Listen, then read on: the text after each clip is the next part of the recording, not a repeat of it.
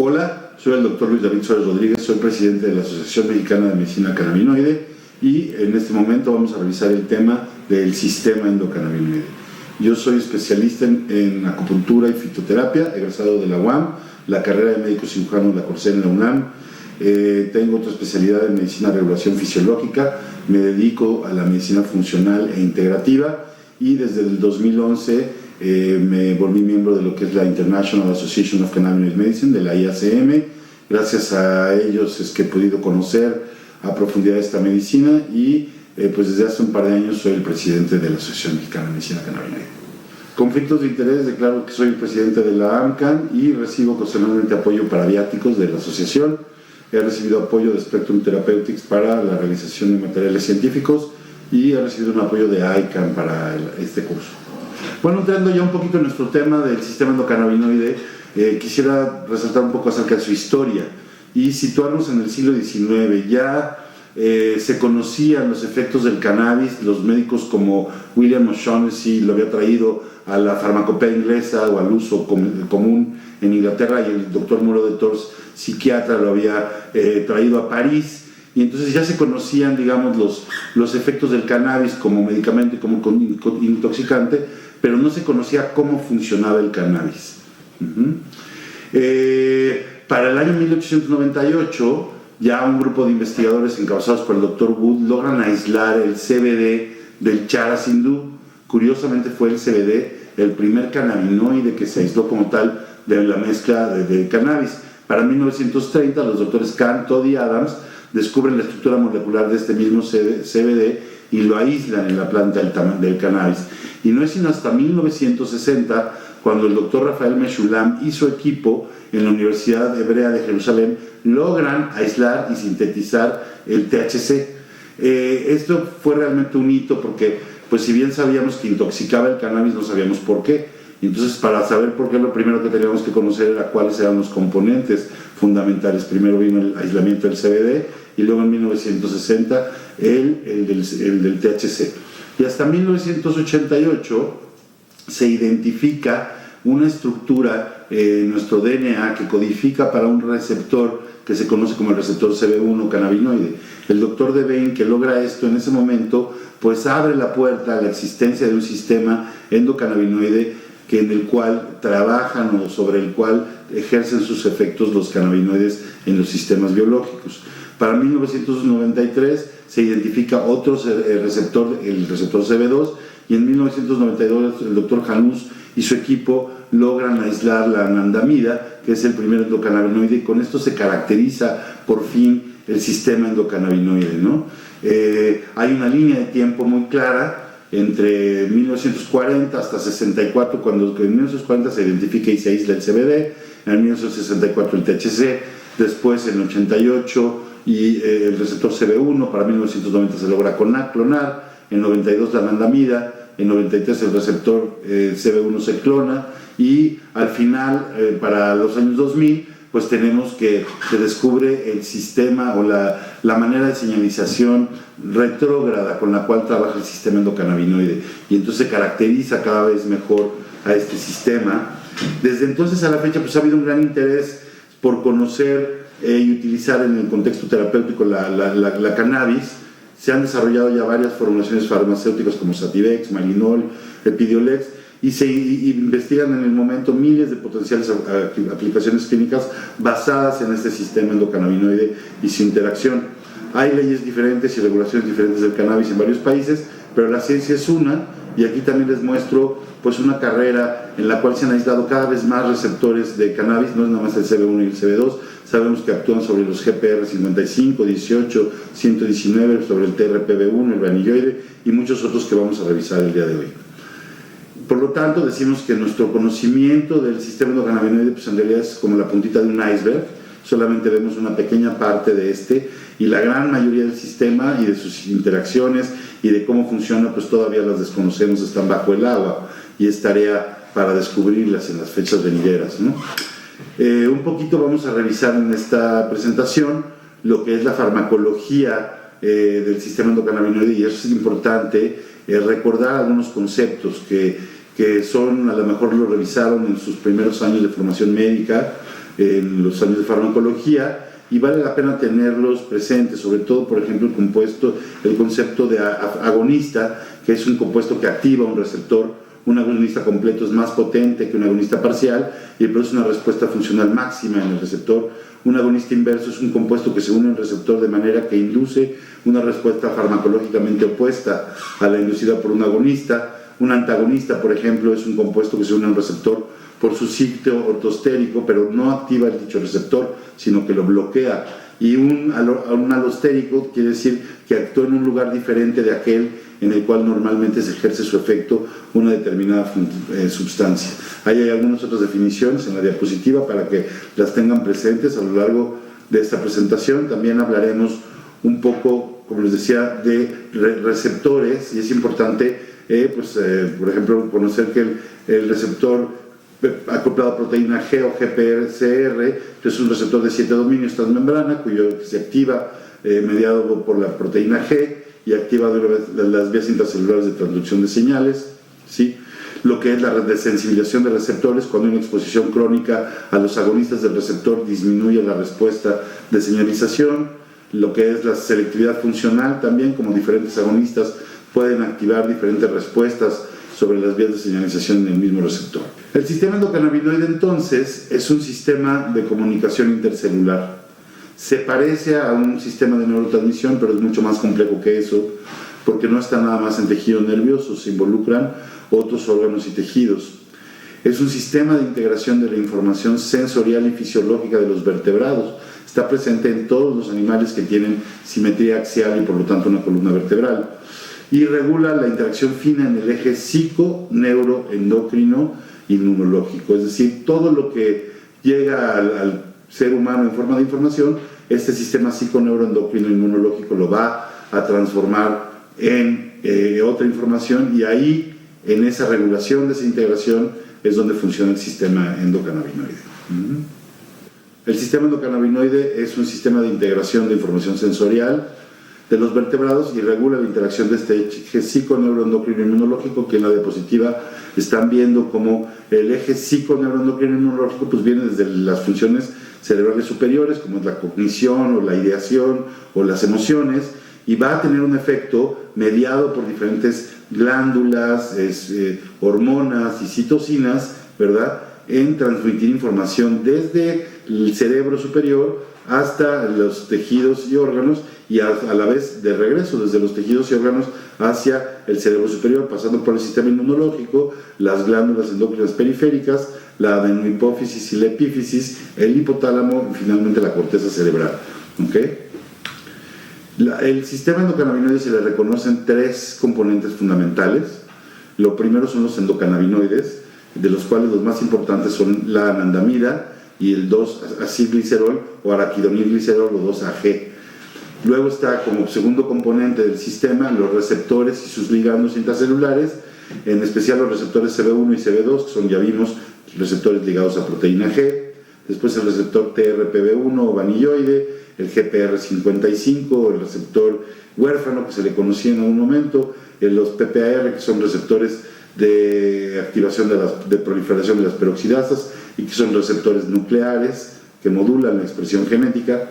Y al final están también como tercer componente del sistema las enzimas involucradas en la síntesis e inactivación de los diferentes ligandos, como pueden ser la FAH, que es la que hidroliza la anandamida y que se ha vuelto famosa porque una sustancia que los mexicanos conocemos y queremos mucho, como es el cacao, la teobromina cacao, inhibe esta enzima la anandamida, y entonces nos ponemos contentos cuando tomamos chocolate porque esa enzima se inhibe y la anandamida de nuestro cuerpo dura más tiempo en el espacio sináptico y tiene mejor efecto. ¿De acuerdo? Muy bien, entonces recordemos, el sistema endocannabinoide tiene tres componentes: los receptores, los endocannabinoides y las enzimas que degradan a los endocannabinoides. Ahí en la diapositiva están viendo la estructura molecular de la anandamida. Ahí está el paper también en el que reporta el doctor Janus su descubrimiento. Se le llama anandamida, que en sánscrito ananda quiere decir felicidad o bendición. En realidad la anandamida funciona como un neurotransmisor y es mayormente afín al receptor CB1 que a otros. La anandamida se ha involucrado en procesos fisiológicos tan variados y tan importantes como el mantenimiento en sí de la homeostasis, la modulación del dolor, la proliferación celular, la neuroprotección, la inmunomodulación, la estimulación del apetito, también tiene efecto o propiedades como antiemético, modula el comportamiento sexual, es importante su expresión durante el embarazo y la gestación, es importante a su vez para la motivación, nos ayuda con el aprendizaje y la memoria, y también es una molécula que induce relajación y felicidad. El otro endocannabinoide importante es el 2-AG. Este fue también caracterizado por el Dr. Meshulam por ahí del año 95. Ahí está su estructura en la pantalla. Es muy abundante este 2-AG en nuestro sistema nervioso central. También funciona con un neurotransmisor. Este tiene afinidad por ambas, tanto por CB1 como por CB2. Tienen papeles importantes en la regulación del apetito, en el funcionamiento del sistema inmunológico y en la percepción del dolor. Hay otros endocannabinoides como la virodamida, la noradina éter, la N-araquidonildopamina y otros varios que se siguen caracterizando todos los días. Bueno, no todos los días, pero con frecuencia. Aquí hay una gráfica de dónde están distribuidos los receptores CB1 y los receptores CB2. Vemos que fundamentalmente el CB1 es el que está en todo nuestro sistema nervioso central, en el cerebro, en toda la médula espinal, además está en todos los órganos del sistema endocrino, ¿verdad? En las glándulas del sistema endocrino está desde la hipófisis, en la tiroides, en las suprarrenales, los ovarios, el útero, la próstata y los testículos, ¿verdad? Y luego tenemos una combinación de receptores CB1 y CB2, fundamentalmente, por ejemplo, en órganos como los ojos, el corazón, el estómago, el páncreas, en todo el tracto digestivo en general y en el hueso. Receptores CB2 en exclusiva los vamos a encontrar en las células del sistema inmunológico, en lo que son los linfocitos, es decir, en la sangre, ¿verdad? En el vaso y en el timo. Y después encontramos muchos receptores del sistema endocannabinoide que no son ni CB1 ni CB2 y son muy abundantes, por ejemplo, en el endotelio vascular, en la parte que recubre por dentro todos nuestros vasos sanguíneos. Esta es una estructura de cómo se ve más o menos en la célula el sistema endocannabinoide y algunos de los receptores que lo caracterizan. Y vamos a empezar a hablar ya de estos receptores. Para ello vamos a empezar con el receptor CB1. Es el receptor acoplado a proteína G más abundante del sistema nervioso central.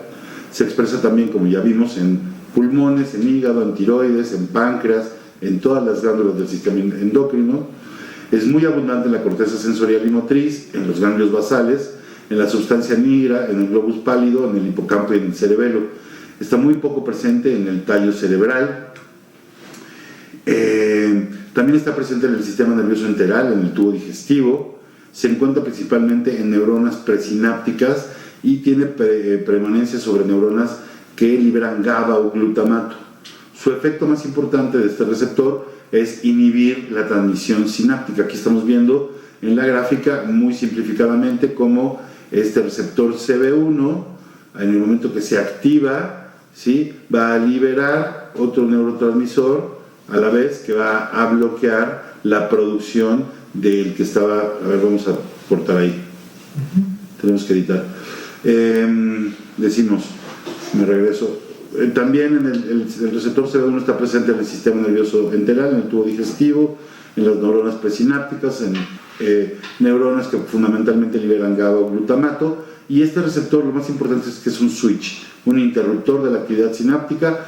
Cuando se activa, se reduce la conducción sináptica en esa neurona. Y aquí lo estamos viendo en esta gráfica ejemplificada.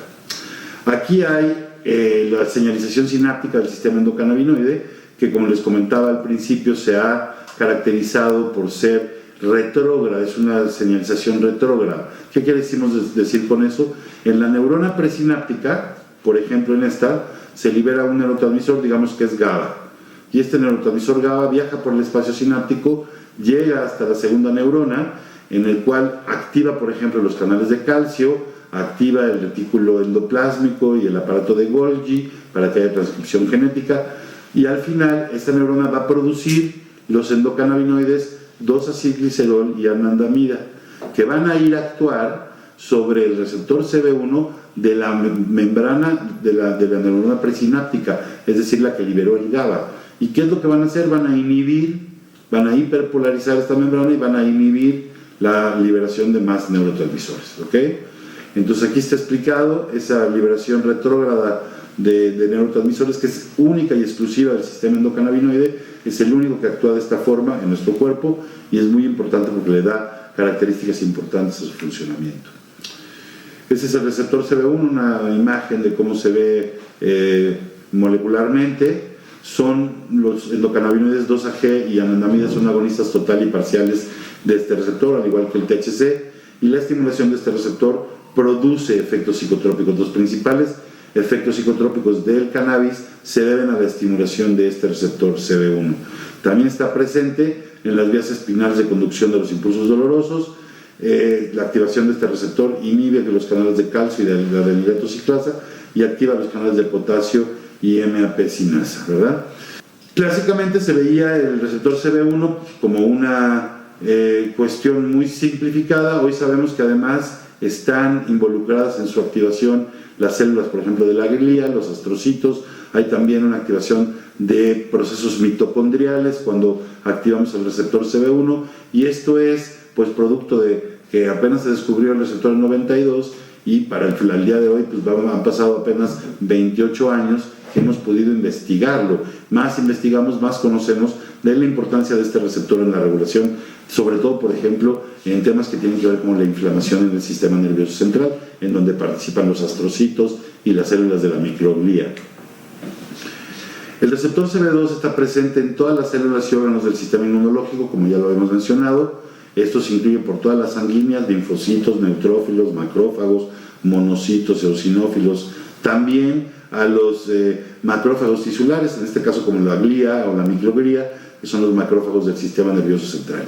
Se postula que este receptor CB2 evolucionó como un parte del sistema de defensa de los vertebrados, está presente en las fibras sensoriales de los órganos y vísceras, y su estimulación de este receptor carece por completo de efectos psicotrópicos.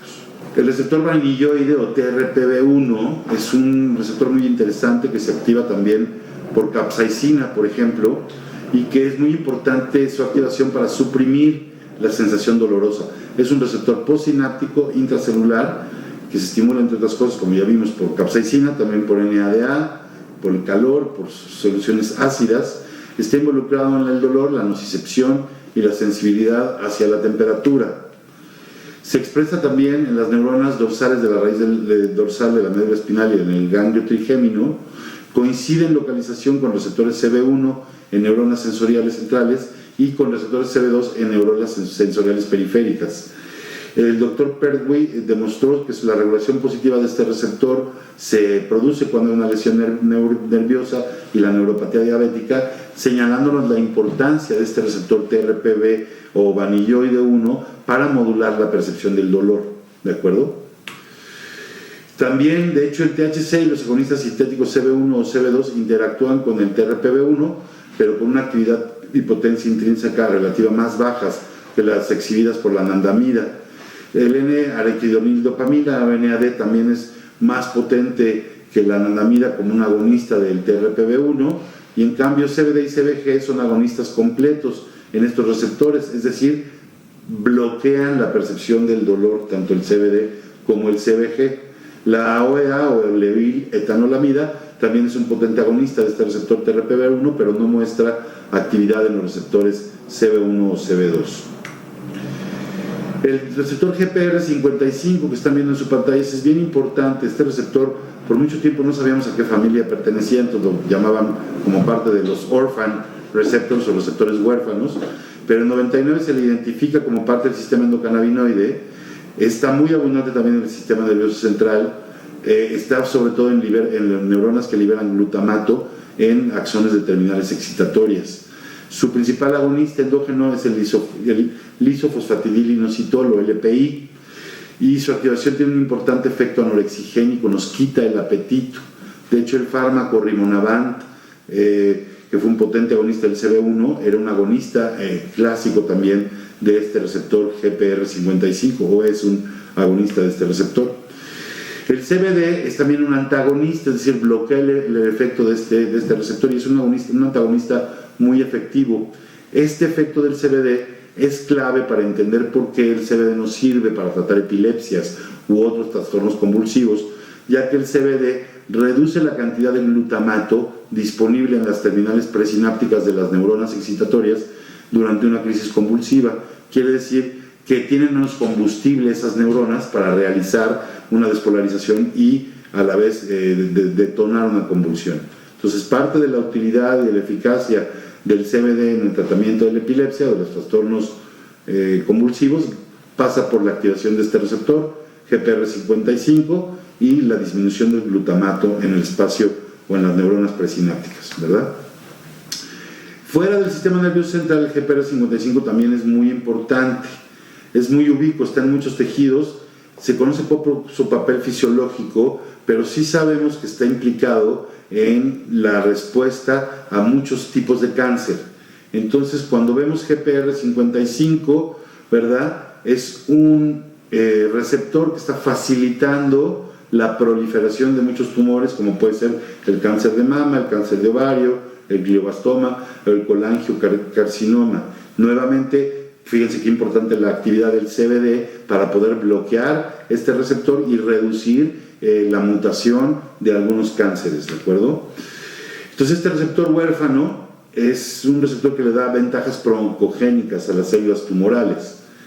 Los niveles elevados de este receptor pues se correlacionan con una mayor agresividad del tumor y un peor pronóstico, ¿sí? El GPR55 participa en el efecto del THC sobre la proliferación de células tumorales, concretamente en el aumento de la proliferación inducido por concentraciones bajas del cannabinoide. Es decir, a los pacientes con cáncer que les damos dosis bajas de cannabinoides, de repente les va muy mal y empiezan a tener un empeoramiento del cuadro clínico y el tumor está creciendo porque este GPR55 con dosis bajas de cannabinoides, sobre todo de THC, estimula la proliferación de células tumorales. Seguramente a ese paciente le habían dado el cannabis para tratarle el cáncer, pero seguramente no sabíamos o desconocíamos que teníamos que utilizar una dosis alta y predominantemente con CBD o con una buena cantidad de CBD para que tengamos ese efecto de bloquear las metástasis a través del bloqueo del receptor GPR55.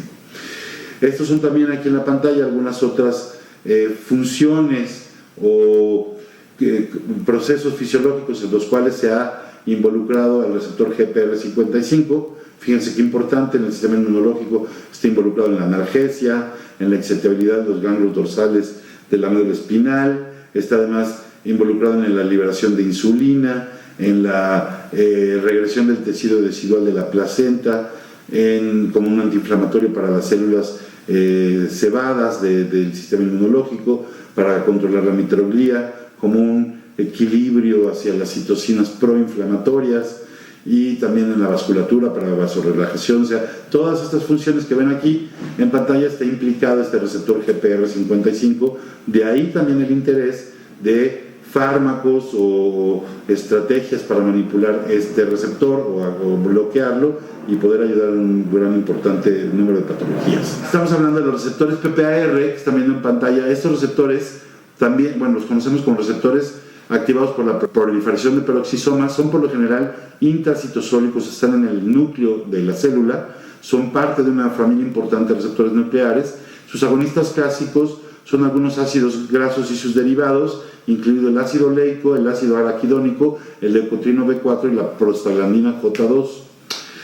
Los PPAR no son activados por un solo ligando, son bastante promiscuos, son sensores de lípidos generalizados, controlan cambios locales en el metabolismo, por eso muchos lípidos activan estos receptores PPAR. Hay varias isoformas, la PPAR alfa, beta y gamma. La PPAR alfa, por ejemplo, es un agente terapéutico objetivo para la diabetes tipo 2. Dos etanolamidas de ácidos grasos como la OEA y la PEA están inactivas en estos receptores CB1 y CB2, son agonistas muy potentes de PPAR. Y la enzima FAH no solo metaboliza a la anandamida, sino también a la OEA y a la PEA. También es muy importante mencionar, y regresamos al receptor CB1, el efecto del CBD sobre el receptor CB1. El CBD es un modulador alostérico de este receptor. ¿Qué quiere decir? Que cuando el CBD se le pega al receptor CB1, cambia su forma, de forma tal que el THC que habitualmente se le pegaría a ese receptor CB1 ya no se puede pegar. Esto es bien importante porque nos puede ayudar el CBD a reducir los efectos de sobreestimulación por THC. Si ustedes tienen un amigo, conocen a alguien que probó los brownies por primera vez y le dio un súper mal viaje, pues si hubieran tenido CBD a la mano, podríamos haber hecho que esta persona redujera los efectos negativos de la sobreestimulación de THC, ¿no? Hay algunos moduladores negativos naturales del CB1, en particular la pregnenolona, y un modulador alostérico positivo, del CB1 es la lipoxina A4. Sí, la pregnenolona hormonal es normalmente indetectable en los cerebros de rata y ratones, pero cuando empezamos a consumir THC, se incrementa la síntesis de pregnenolona en el cerebro, particularmente en el núcleo accumbens, en la corteza prefrontal, en los núcleos estriados y en el tálamo, porque se activa ese receptor CB1. La pregnenolona luego va a actuar como un modulador alostérico negativo del receptor CB1, lo que va a reducir los efectos del THC en un ciclo de retroalimentación negativa, lo que protege al cerebro de la sobreactivación del CB1. Digamos que esa es una de las funciones más importantes de la pregnenolona. Este hallazgo nos sugiere que la pregnenolona puede ser un tratamiento efectivo para la intoxicación aguda por cannabis y para el consumo problemático de la misma. Ahí están también algunas de las cosas que no sabíamos en el pasado, ¿verdad? Pensábamos que era muy sencillo el sistema endocannabinoide, que si lo inhibíamos centralmente el receptor CB1 se iba a producir, por ejemplo, la hiporexia o la baja de apetito que producía el rimonabant. Pero luego, conforme fuimos estudiando más el sistema endocannabinoide, vemos que está presente en el sistema adiposo, en el hígado, en el cerebro, en el páncreas, y aquí hay un montón de funciones en las cuales está involucrado el sistema endocannabinoide. Por ejemplo, en aumentar la secreción de insulina pancreática, como reducir la sensibilidad a la insulina del hígado, como aumentar la lipogénesis, como el gusto que nos da y la motivación por comer también es una función que está mediada en el cerebro por nuestro sistema endocannabinoide. Y finalmente el movimiento de nuestro tracto gastrointestinal también está mediado por eso. ¿Sí? Hay muchos marcadores del sistema endocannabinoide que no conocíamos y que hoy conocemos, ¿verdad? El CBR1 mitocondrial, también hay en saliva, en las células de la glía, etc. Y todo esto pues para enfatizar que el sistema endocannabinoide conocemos apenas la parte más pequeña del iceberg y todo lo demás lo desconocemos. Para hablar del sistema endocannabinoide y del sistema nervioso central en desarrollo, es muy importante para el desarrollo del sistema nervioso central la presencia del sistema endocannabinoide. Es un momento del desarrollo humano cuando está desarrollando nuestro cerebro, cuando el sistema endocannabinoide es muy activo y tiene un papel muy importante en la maduración de las propias células nerviosas, ¿sí? Este receptor CB1 se expresa altamente en el cerebro de ratones y ratas desde que están en el día 1 y medio de su día embrionario, hasta etapas muy tardías, fetales, como el día 21 en las ratas, ¿sí? Se expresa en la sustancia blanca, en estructuras como el hipocampo, el cerebelo, el núcleo caudado, el putamen y en la corteza cerebral. La expresión de receptores CB1 en estas regiones continúa aumentando después del nacimiento y hasta la edad adulta, y también después del nacimiento hay una disminución de la expresión de receptores CB1 en el cuerpo calloso, en el fornix, en la estría terminal y en el fascículo retroflexus. Y aquí estamos viendo también cómo varios endocannabinoides, en este caso aquí está la anandamida, el 2-AG, el diacilglicerol, ¿verdad? Y los receptores CB1 y CB2 están involucrados en la maduración de las células parecidas a la glía, de células madre parecidas a la glía. Después, para amplificar esas células progenitoras, para destinar o especificar el destino de esas células, y después en la fase de diferenciación y de maduración, también aquí están otros componentes del sistema endocannabinoide como las enzimas involucradas. Entonces es bien importante el papel que juega el sistema endocannabinoide durante el desarrollo. La evidencia nos sugiere esto, que el sistema endocannabinoide es crítico para el desarrollo neuronal, es crítico para la supervivencia, para la proliferación, migración y diferenciación de neuronas progenitoras. La activación del receptor CB1 en respuesta a la estimulación por los endocannabinoides 2-AG y anandamida promueve estas funciones limitando la proliferación de sinapsis y contribuye a una regulación fina de la diferenciación y especialización neuronales. Los estudios que hemos hecho in vitro nos sugieren que el receptor CB1 es un regulador negativo del crecimiento de las neuronas y de las neuritas, ya que su activación resulta en la detención, repulsión o colapso del cono del crecimiento axonal. Es decir, no fumen, no consuman cannabis en el embarazo, a menos de que fuera la última opción terapéutica. Es muy peligroso. Nosotros no lo recomendamos en ninguna circunstancia en el embarazo, ni tampoco en menores de 18 años que están con su sistema nervioso en desarrollo, ¿de acuerdo? La exposición durante el embarazo a los cannabinoides y otros agonistas de CB1 puede alterar el curso del desarrollo neuronal normal en el embrión, en el producto, y afecta negativamente a la función cerebral normal. Potencialmente puede causarse un deterioro de larga duración en varias funciones y comportamientos cognitivos, ¿sí?